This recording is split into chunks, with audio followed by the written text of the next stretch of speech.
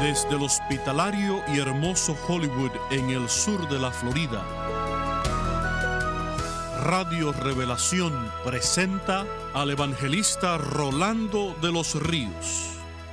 Reflexiones basadas en el libro de Apocalipsis. Jesús, el primero y el último, por siempre.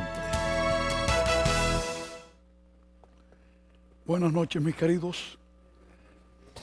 ¿Cómo están ustedes en esta noche? Bien.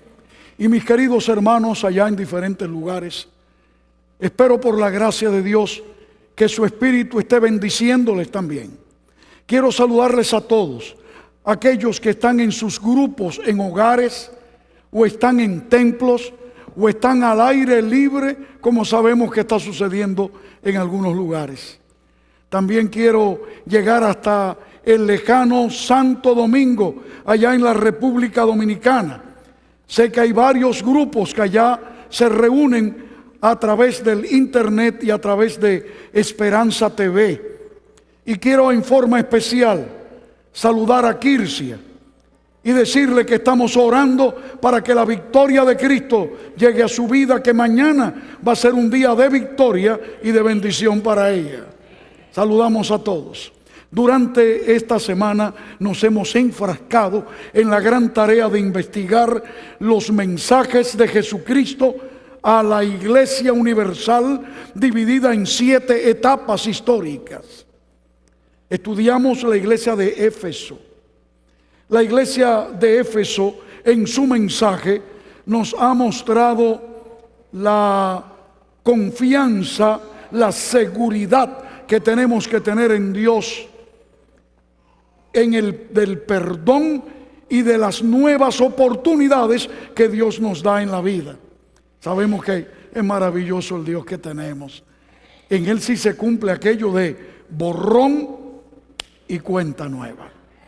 Los humanos somos así. He escuchado frases como, por ejemplo, yo perdono pero no olvido. Y una de las cosas grandes que Dios nos permite es la seguridad no solamente de que nos perdona, sino que Él echará en lo profundo de la mar todos nuestros pecados cuando de ellos nos arrepentimos con sinceridad. Cuanto dista, dice allí, el oriente del occidente, el este del oeste, así alejará para siempre el Señor de nosotros nuestras rebeliones. Gloria al nombre de Dios. También estudiamos el periodo llamado Esmirna. Esmirna nos muestra que como una mirra en ofrenda a Dios se derrama la vida de los mártires de la fe. Y aprendimos allí la seguridad en Dios en medio de las dificultades, de las persecuciones, de los momentos difíciles. Anoche estuvimos analizando el periodo de la iglesia de Pérgamo y allí aprendimos que debemos tener seguridad en la palabra de Dios, en la Biblia. Aun cuando la iglesia ha atravesado momentos difíciles, cuando la verdad de Dios ha sido ocultada, siempre el Señor levanta su verdad. Esa es la seguridad que tenemos que tener. En esta noche vamos a considerar a Tiatira, la cuarta iglesia. Y Tiatira nos presenta la seguridad en medio de las dudas. Es que precisamente el periodo histórico que cubre Tiatira es un tiempo de religión dudosa. Yo quisiera dejar algo en claro en este momento. Algo en claro. Como personas sensatas, si es que usted desea conocer la verdad de Dios para este tiempo, tenemos que aprender a diferenciar la verdad doctrinal de la gente que diga creerla. Hay personas que se confunden y dicen: yo voy a tal iglesia porque allí me trataron bien. Me sentí bien. Ay, qué gente tan linda. Gloria a Dios por eso. Pero la salvación no te la va a dar la gente buena, ni te puedes perder porque haya gente mala. Hay que aprender a comprender que puede ser que la iglesia esté pasando por momentos en que haya quienes dicen ser y no son. De eso hablaremos próximamente, un poco más. Pero hay algo que debemos tener bien, pero bien claro en nuestras mentes. A quien debemos nosotros seguir es a Cristo Jesús a través de su palabra. Ese es mi cimiento. Sé en quién he creído. Puede haber a mi lado gente buena y gente no buena. Puede ser que la iglesia, inclusive la iglesia de Cristo, haya atravesado momentos de apostasía, momentos de dudas espirituales, pero con todo eso yo sé en quién he creído. Y ese es el fundamento que debemos tener bien claro en nuestras mentes. El periodo de Tiatira, primeramente deberíamos marcarnos o demarcarnos en la ciudad propiamente de Tiatira, allí en el Asia Menor, como hemos dicho, lo que hoy es Turquía. Allí es donde se desarrolla el escenario geográfico de estas 7 localidades. Miren que para mí es interesante la forma como Dios hace las cosas. Es que es interesante. Dios es detalloso. Saben que el Señor mira los detalles. Por eso cuando tú miras una flor preciosa, esa flor que está ahí a la orilla de la carretera, que hoy surge y posiblemente mañana esté seca ya, cómo Dios la detalla de una manera tan preciosa. Dios es detalloso. Y notan ustedes cómo en el capítulo 1 de Apocalipsis se presenta el testigo fiel y verdadero, Jesucristo, Alfa y Omega. Y inmediatamente él pasa a decirle a Juan: da tú este mensaje a las 7 iglesias: Éfeso, Esmirna, Pérgamo, Tiatira, Sardis, Filadelfia, Laodicea, y las menciona en un orden. Luego, cuando llegamos al capítulo 2 y al capítulo 3, que será de donde estudiaremos en estas noches que ya nos faltan también, sigue el mismo orden. Lo que me hace ver a mí a las claras que el Señor escogió 7 iglesias de ese lugar que sirvieran de modelo a situaciones históricas, proféticas, que habrían de ocurrir en una forma consecuente, en una forma consecutiva en la historia de la iglesia. Por ejemplo, para yo hacerme claro en lo que quiero decir, vamos a suponer que digo: yo quiero que tú me saludes a Juan, a Pedro y a Antonio. Pero en la próxima ocasión te digo: oye, saludaste a Antonio, a Juan y a Pedro. No lo dije en el mismo orden, pero hablo de los 3.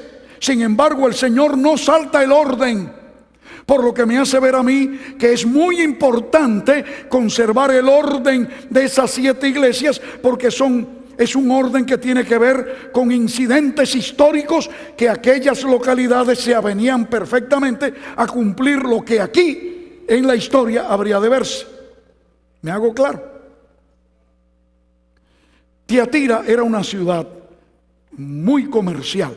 Todas esas ciudades gozaban de un alto comercio, y parece ser que uno de los comercios más desarrollados en la antigua Tiatira era la de ventas de productos de tejidos, de lanas.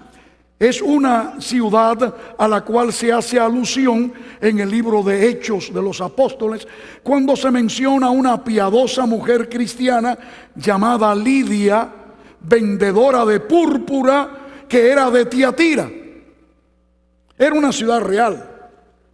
La púrpura era la tinta que se extraía de un molusco que se desarrollaba, que vivía en las orillas allí del mar Mediterráneo.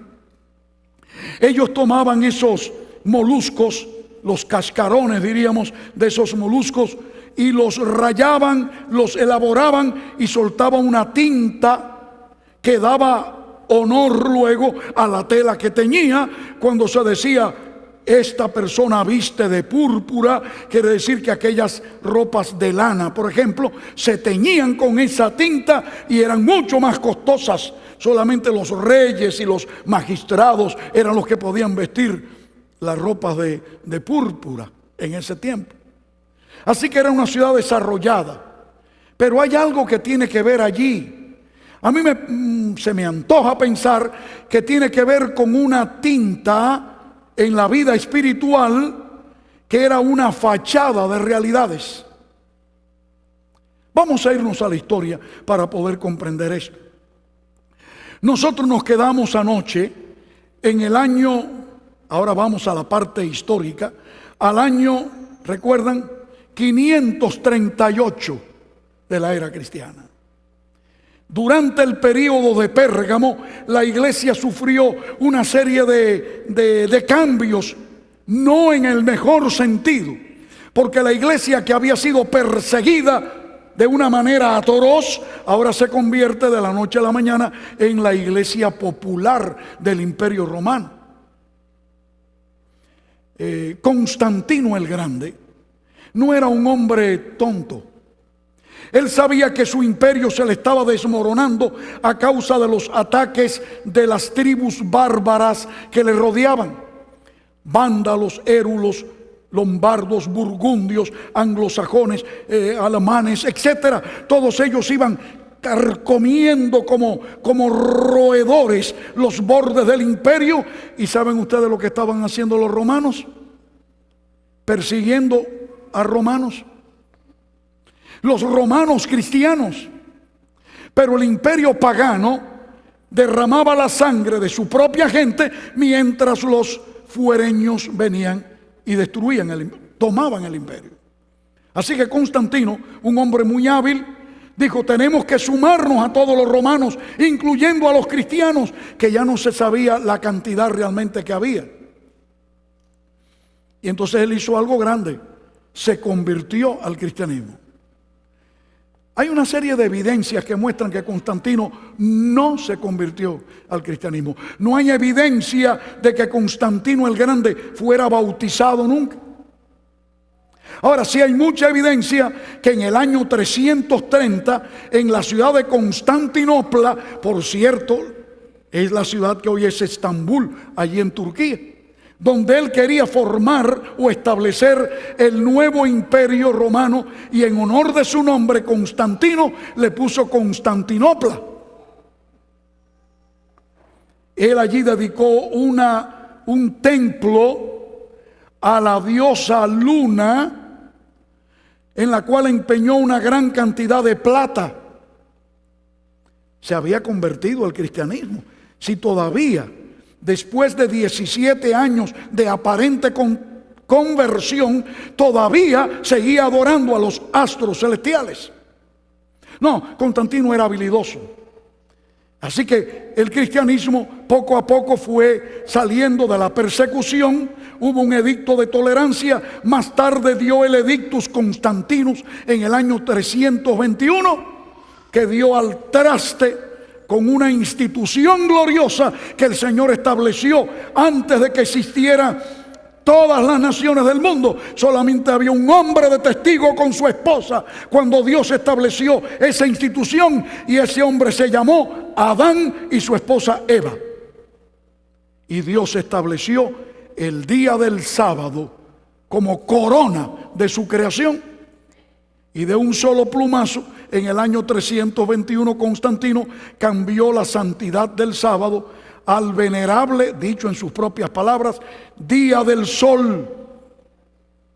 Lo que en latín ya llamaban el Domini Dei, el día del Domini, del Señor. Pero no era el Señor Jesucristo, era el Señor Sol, que en cuyo palio se exhibía aquel círculo de oro en el trono de Constantino. Adorar al sol era adorar a Constantino. No, el hombre no se convirtió, pero desafortunadamente la iglesia fue cayendo en una tapa dura. Pero yo te voy a asegurar algo: Dios siempre ha tenido un grupo de fieles, lo que se llama en Biblia un remanente. Los que han quedado fieles, siempre Dios ha tenido su pueblo. En el año 538 viene al final de un proceso, el proceso en que ya el Imperio Romano va cediendo. Y ahí llegaron las diferentes tribus bárbaras y se fueron tomando a Roma. Todo el Imperio Romano fue subdividido por todas aquellas tribus que dieron lugar a los países europeos que hoy tenemos, con cuna romana o latina. Pero el último golpe lo dio Odoacro, jefe de los érulos, que ultimó el gobierno de Rómulo Augustulo en el año 476 de nuestra era. El último emperador, podríamos llamarle así. Rómulo, así como hubo un Rómulo junto a su hermano Remo, que según la tradición dio lugar al imperio o a la gran Roma 700 años antes de Cristo. Ahora viene un Rómulo a quien se le apoda en la historia como Augustulo. Quiere decir, Augustulo es un despectivo, el Augusto, como decir el Augustillo. Era casi una burla decir Rómulo el emperadorcillo. Terminó el Imperio Romano, pero Roma conservó todavía como gobierno civil. Y hubo guerras para mantener el cristianismo dentro del imperio pagano de Roma. Y en el año 538, para unir toda la iglesia, que estaba pasando una crisis dura, para unir a Roma como imperio, como gobierno, como país, diríamos así, como república, habían dos crisis. Una crisis política. Estaba el imperio, y vuelvo a decir, dividiéndose, ahora queda dividido.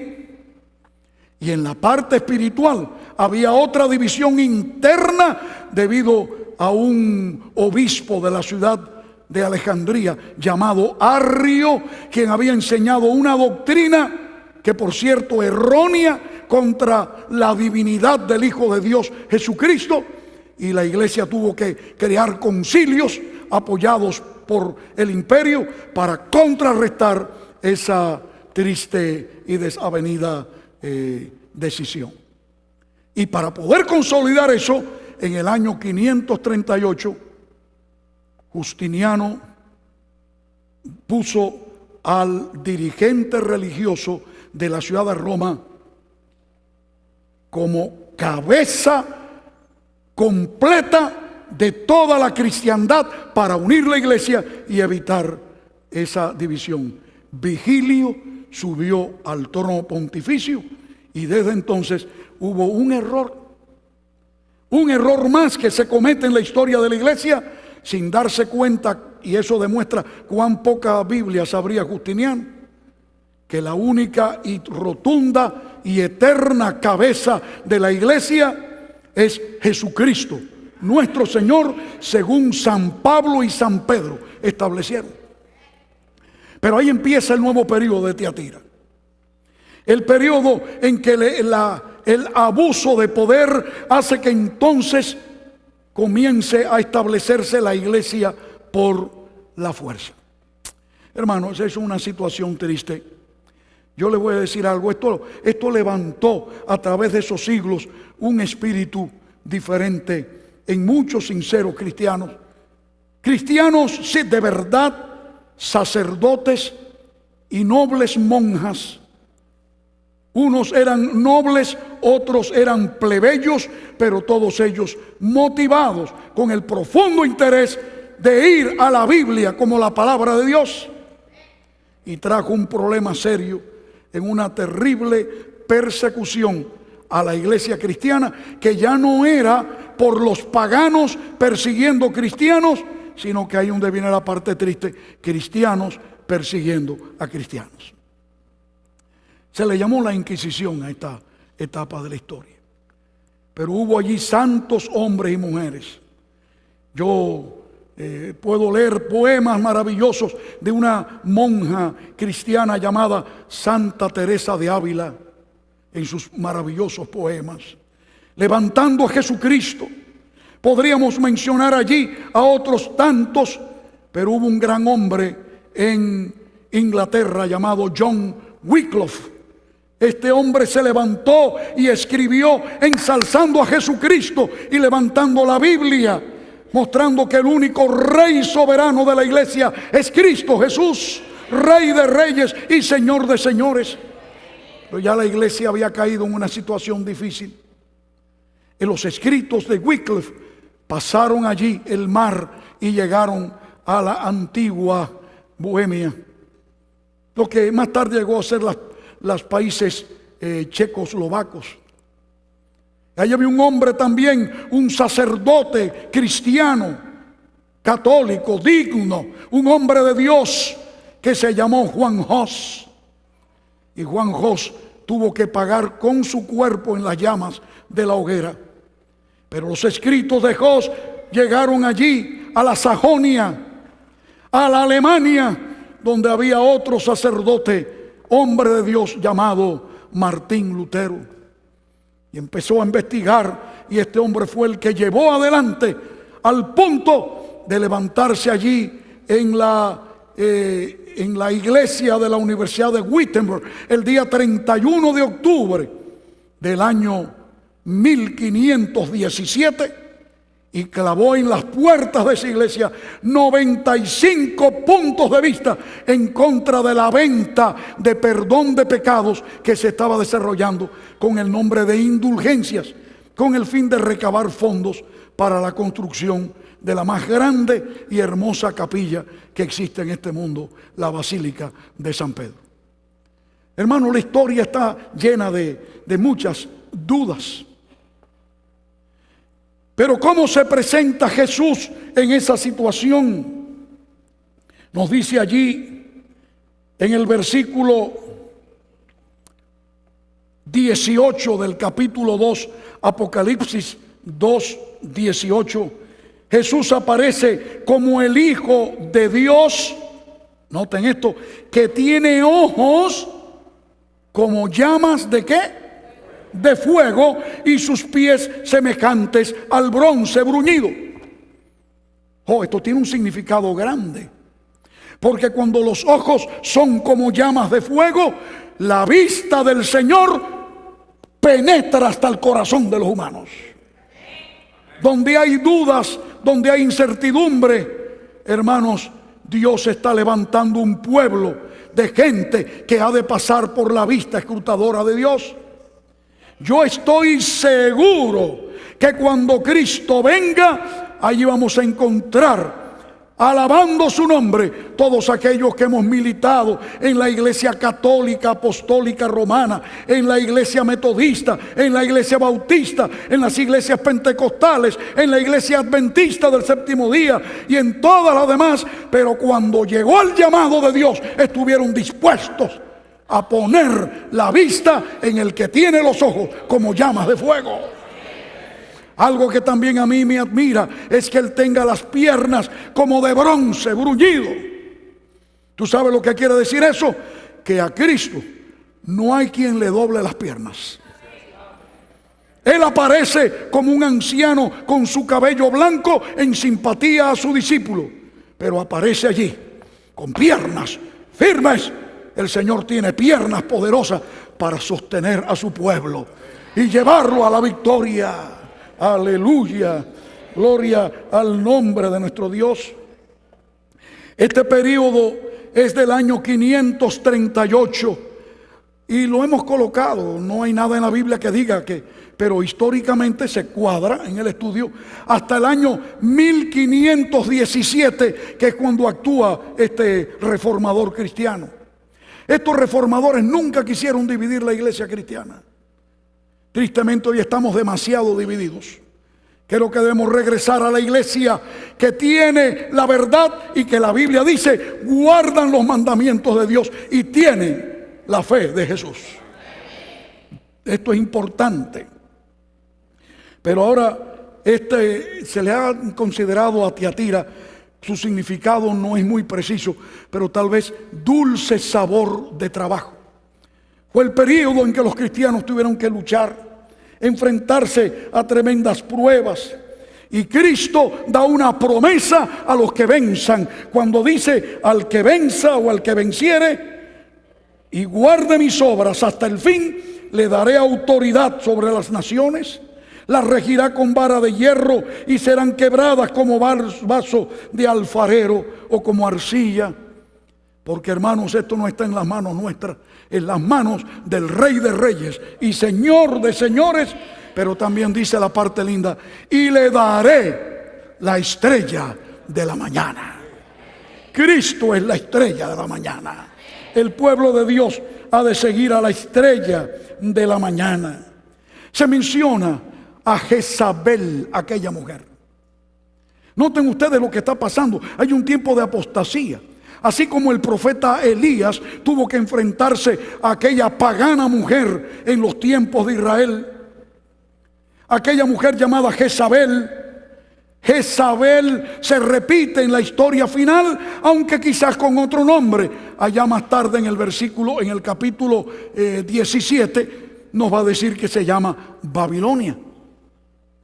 Así como Jezabel lleva a la fornicación, Babilonia tiene una copa llena de fornicación. Hermanos, esto nos muestra a usted y a mí que estamos viviendo en las últimas partes ya de la historia de la iglesia, que nuestros ojos deben ser puestos en Jesucristo solamente.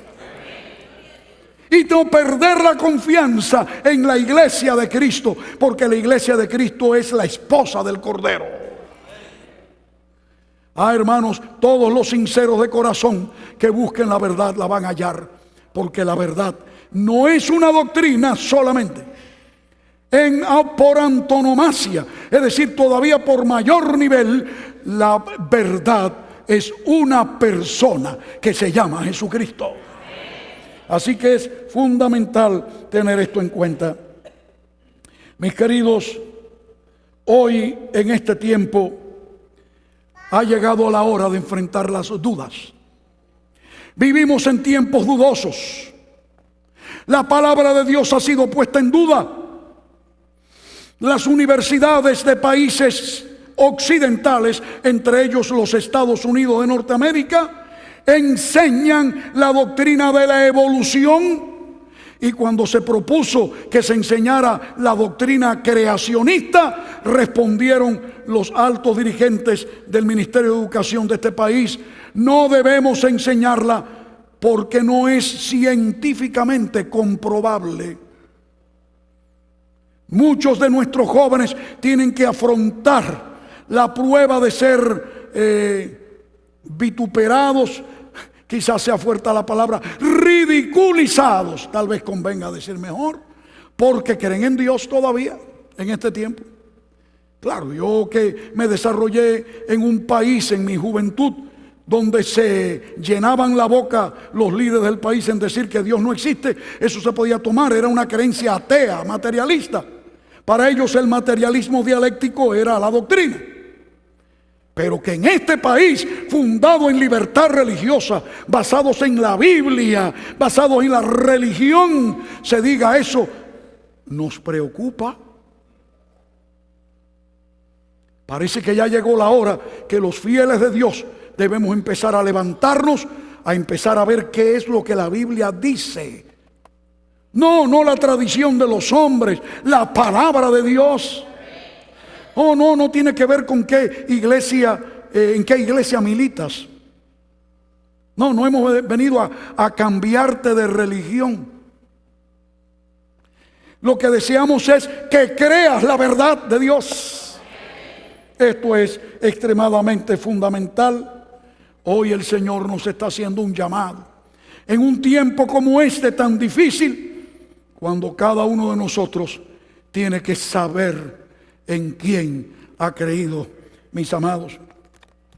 Nos dice el pensamiento clave, lindo, del camino a Cristo: en vez de dudar tocante a lo que no entendáis, prestad atención a la luz que ya brilla sobre vosotros y recibiréis mayor luz. Mediante la gracia de Dios, cumplid todos los deberes que hayáis llegado a entender.